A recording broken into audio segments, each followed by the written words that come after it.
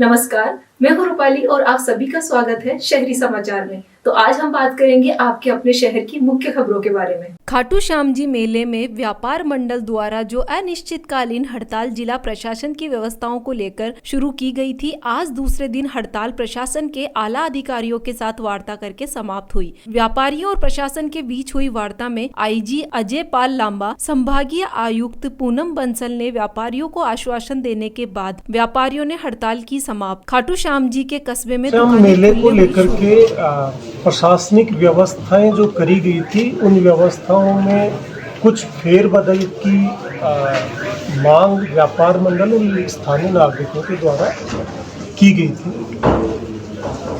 उन व्यवस्थाओं में रिलैक्सेशन को लेकर के आपस में कुछ कम्युनिकेशन गैप के चलते व्यापार मंडल द्वारा व्यापार बंद रखा गया, मार्केट बंद रखा गया।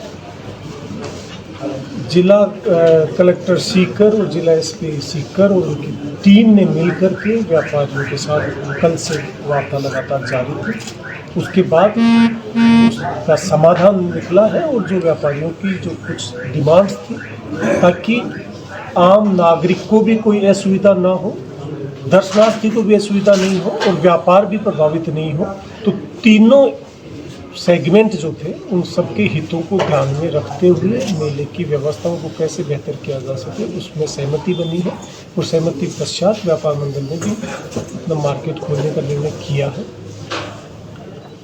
इस मेले में पिछले सालों के मेलों की बजाय इस बार कुछ अलग से व्यवस्थाएं और करी गई हैं, क्योंकि हर साल मेले में दर्शनार्थियों की संख्या बढ़ती जा रही है।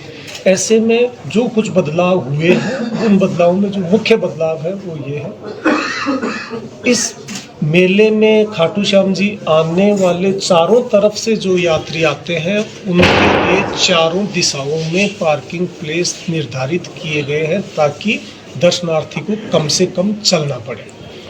जो पैदल यात्री रिंग से खाटू तक आते हैं, उसके पश्चात वो नज़दीक से नज़दीक रास्ते तक मेले में पहुंच पाएँ, ऐसी व्यवस्था करी गई है।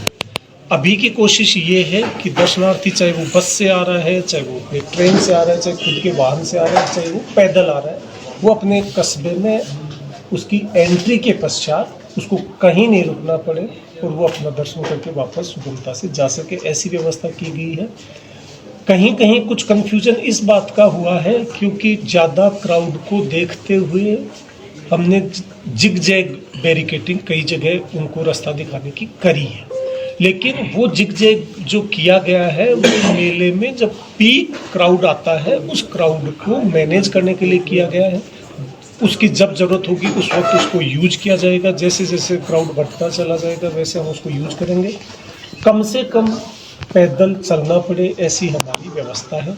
तो किसी तरह का जो कोई अफवाहें, कोई कन्फ्यूजन जो चल रहा है, कई जगह व्यापारियों ने भी बताया, कोई आम नागरिकों से भी सुना, कोई सोशल मीडिया पे कुछ अफवाहें चली कि किसी को 15 किलोमीटर चल रहा है, 16 किलोमीटर चलना पड़ रहा है। ऐसा बिल्कुल नहीं है।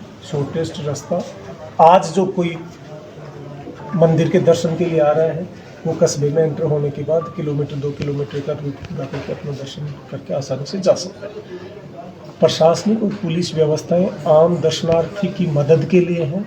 ऐसे में किसी तरह का कोई संसाधनों का लीकेज ना हो या संसाधन कहीं दूसरी जगह यूज ना हो। ऐसे में जो इस मेले में एक परिपाटी रहा करती थी कि अनेकों वीआईपी हजारों की संख्या में, और मेले के दिनों में तो 10-10, 15-15 हज़ार हो जाया करते थे, उन सब व्यवस्थाओं को बंद कर दिया गया है। वीआईपी दर्शन मेले में नहीं कराए जाएंगे।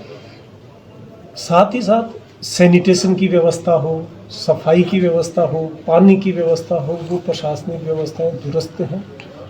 मेले में जो पार्किंग के लिए शुरू में प्राइवेट टेंडर दिया गया था, शुरू के 2 दिनों में उसके द्वारा कुछ अव्यवस्था सामने आई, तो उसको हटा के उसका निरस्त कर दिया गया है टेंडर। उसमें जो गलतियां गड़बड़ियां करी उसके खिलाफ प्रकरण दर्ज करके उसमें कानूनी कार्रवाई की जा रही है।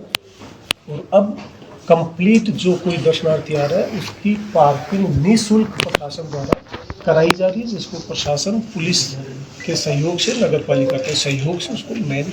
नेशनल प्लेयर नमन शर्मा पर जानलेवा हमला। सीकर नेशनल प्लेयर नमन शर्मा पर आज सुबह पड़ोसियों ने तलवार और लाठियों से हमला कर दिया। हमले में नमन शर्मा का हाथ कट गया, वहीं पिता और दादा हमले में घायल हो गए। जानकारी के अनुसार सुभाष चौक स्थित नलाकाबास में नमन शर्मा पर पड़ोसियों ने उस समय हमला कर दिया जब नमन शर्मा पास में ही स्थित अकेडमी जाने के लिए घर से निकले थे। नमन शर्मा पर हमला होता देखकर बीच बचाव करने आए पिता कमल शर्मा और दादा जगदीश भी घायल हो गए।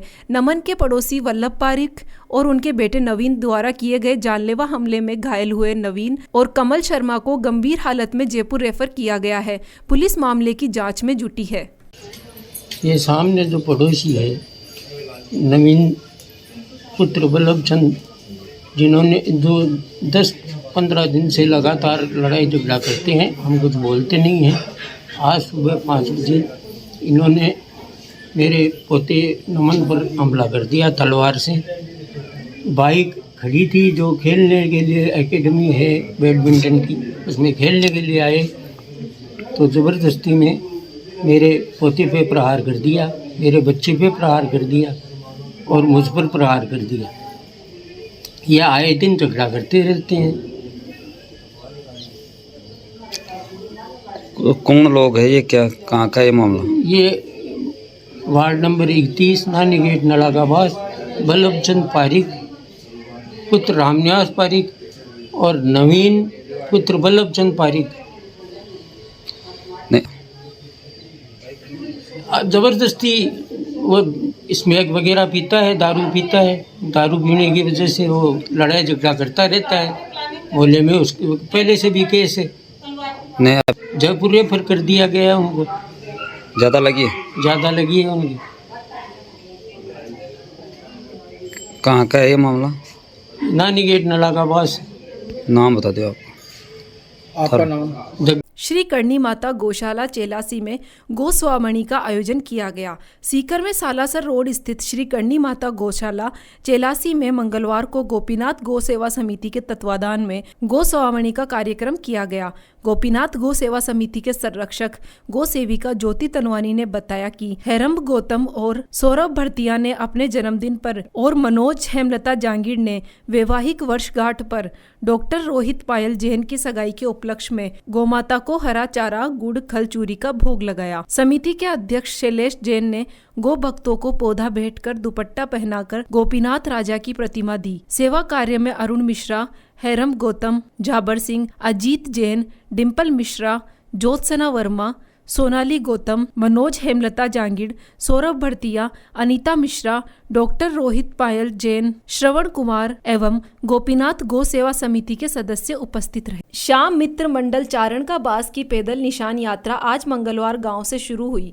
यात्रा के संयोजक कैलाश अग्रवाल चरण का वास ने बताया कि हर वर्ष की भांति इस वर्ष भी गांव से खाटू श्याम जी की यह 25वीं पैदल यात्रा जा रही है, जिसमें बड़ी संख्या में महिला पुरुष नाचते गाते बाबा के दरबार में निशान कल अर्पण करेंगे। इससे पूर्व महादेव धर्म काटा पर विशाल भजन संध्या का आयोजन किया गया, जिसमें बहुत ही शानदार भजन गायकारों द्वारा भजनों की प्रस्तुति दी गई। इसमें सरपंच गौतम चनेजा, ओम पटवारी पिपराली, सज्जन अग्रवाल, जगदीश स्वामी, सुरेश गुजर, मंजू अग्रवाल, उर्मिला अग्रवाल, सरिता पटवारी, सरिता मित्तल एवं गाँव के अच्छे संख्या में लोगों ने भाग लिया। तो शहरी समाचार में आज इतना ही। अब आपसे मुलाकात होगी कल शाम। तब तक आप खुश रहिए, सुरक्षित रहिए और स्वस्थ भी रहिए। धन्यवाद।